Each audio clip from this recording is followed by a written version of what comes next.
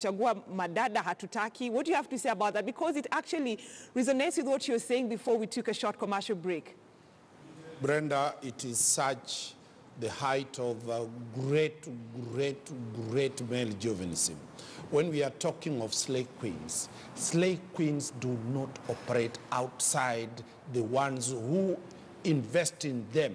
It is the men who turn their daughters. It is the men who turn their aunties. It is the men who turn their wives. It is the men who turn the women folk to be slave queen. It is so disparaging when you call a person a slave queen. And this, we need to reach a point we respect our daughters. We respect. You've heard what the Deputy President has said.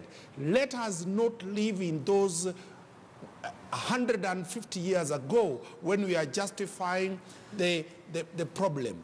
When we were fighting for independence,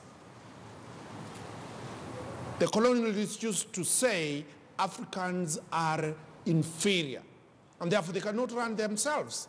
Today, we are using the same analogy that women are inferior. Women cannot do what men are doing. I think we better understand ourselves that if men have issues with their wives, that cannot translate into having an issue to legislate about a gender.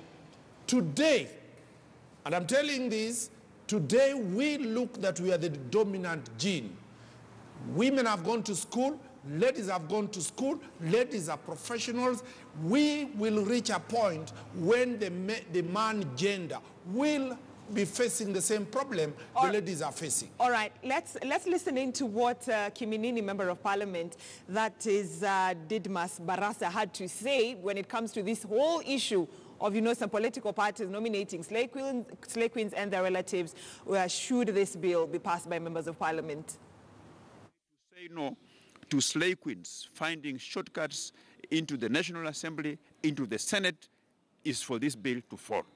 To say no to this bill is giving an opportunity, a woman of this country, a Mother Africa, Mother Kenya, an opportunity to come and serve this country as a nominated member of Parliament through a clear process that will not discriminate her appearance, that will not discriminate her figure of the body.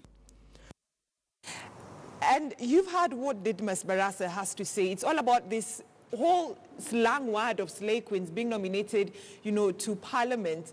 And there's some members of Parliament who've also argued that it looks like women want the way to Parliament in an easy way. Why can't they go to the ballot and, battle it out with their male counterparts? Well, when we talk about historical injustices and gender injustices, we'll understand that women, by dint of that male chauvinism, have been made not to compete fairly. The political terrain is against a competitive approach where women are free to compete. When Mheshimiwa Didmas is saying that they do not want women, slave queens, to enter into Parliament through rigging, it is only Parliament that makes laws. There is a Political Parties Act. For God's case, why don't they legislate to make sure that it's transparent? They are making noise on TVs. We do not make the laws. It is them who make the laws. So if they know that Raila Odinga, President Uhuru Kenyatta, William Ruto, and Kalonzo Musyoka have been bringing in their daughters and girlfriends to Parliament through nomination, what stops them as Parliament to make laws to prohibit this? This is crocodile tears. As I've said, the issues male parliamentarians have with their girlfriends cannot be allowed to stop a constitutional implementation. My take is, and they will be shocked when Maraga writes to the president and they are declared irrelevant. But also, it brings up a very serious challenge to the women folk. Why do we women, why are ladies voting for such men? Population-wise, the ladies are more. Voter-wise, the ladies vote more than the men. Yet, they do not muscle this.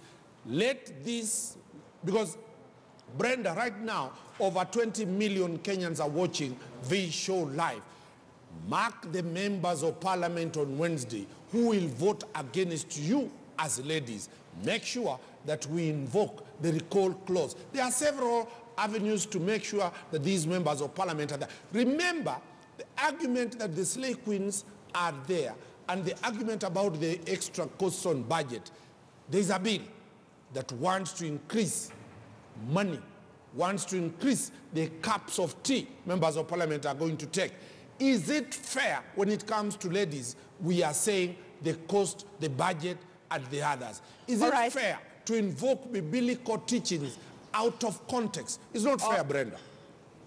All right. Just hold on to that thought, Wakili, because I'd like us to cross over to the KICC, where the blue economy